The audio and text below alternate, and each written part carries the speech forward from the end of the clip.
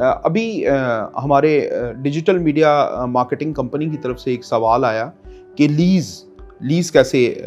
आप कैटर करेंगे और बाहर से आए हुए लोग जो कि गैर रियासती बशिंदे हैं उनको आप किस तरह इस जगह पे प्लॉट दे सकते हैं। तो उसका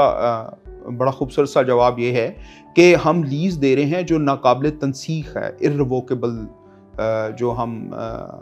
लीज़ है वो लोगों को दे रहे हैं। और उसमें सबसे इम्पॉर्टेंट चीज़ ये है कि इसका हम बाकायदा तौर पे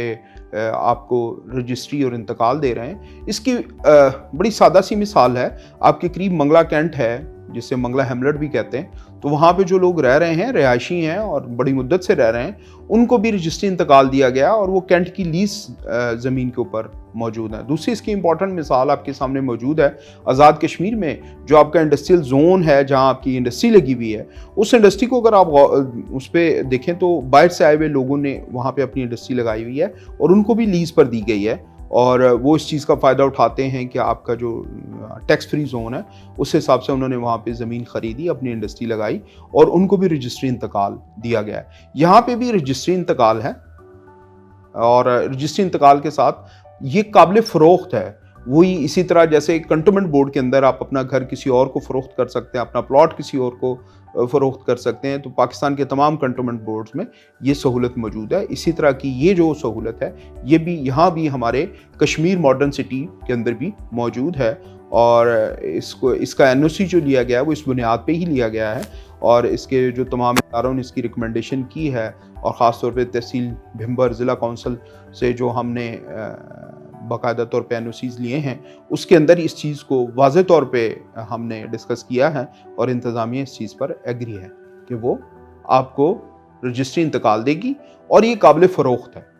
एक सवाल और डिजिटल मीडिया पे आया, हमारे दोस्तों ने उसको रेज़ किया। खूबसूरत सवाल है, बड़ा टेक्निकल सवाल है। लगता है कि जिस दोस्त ने ये सवाल किया है वो ज़मीन के काम को समझते हैं। डेफिनेटली जी, जब किसी भी सोसाइटी के अंदर प्लॉटिंग की जाती है तो सबसे पहले उसका ततिम्मा ही कटवाया जाता है, फिर उसकी प्लॉटिंग होती है। क्योंकि एक खसरे के अंदर अगर 100 कनाल जगह है और उसके अंदर हमने फ़र्ज़ करें 50 प्लॉट काटे हुए, तो वो डेफिनेटली जब तक ततिम्मा नहीं कटेगा तो उसके प्लॉट नंबर, उसका अक्श शजरा, उसका महल वकू हम नहीं बयान कर सकते। तो ये मुतल्लिका तहसील कौंसल जिसमें कि ये वाक़या है और तहसील कौंसल भिम्बर में वाक़या है, तो वहाँ से ये हम authentic document attested by the महकमा माल और डेफिनेटली वो पटवारी, कानूगो और गिरदावर से अटेस्टेड होगा और वो आपको इसकी कॉपी दी जाएगी। एक सवाल और आया कि बैनामा, जी बिल्कुल डेफिनेटली बैनामा मिलेगा जी। जब बैनामा मिलेगा तो रजिस्ट्री इंतकाल होगी और वो बैनामा ही रजिस्ट्री इंतकाल होता है बुनियादी तौर पे। हम जिसको इंतकाल कहते हैं वो बैनामे की ही सूरत में दिया जाता है और रजिस्ट्री का ख़र्चा जो है वो क्लाइंट ने बर्दाश्त करना होता है जो प्लॉट ख़रीद रहा होता है और वो DC रेट के मुताबिक होता है। तो ज़िला कौंसल भिम्बर के अंदर इसका जो DC रेट होगा उसके मुताबिक आप इसको टैक्स पे करके अपने नाम पे रजिस्ट्री और इंतकाल आसानी से करवा सकते हैं। इसका कोई मसला नहीं है, आपको ये डॉक्यूमेंट अवेलेबल होंगे। 99 साल के बाद सबसे पहले तो आपको ये ज़हन में रखना चाहिए कि 99 ईयर्स के बाद ये दोबारा उसी बंदे को ऑफ़र की जाती है और इसकी एक नॉमिनल फ़ीस होती है जो आप अदा करते हैं और वो रिन्यूअल हो जाएगी और वो मज़ीद अगले 99 ईयर्स के लिए रिन्यूअल होगा। तो हुकूमत पाकिस्तान या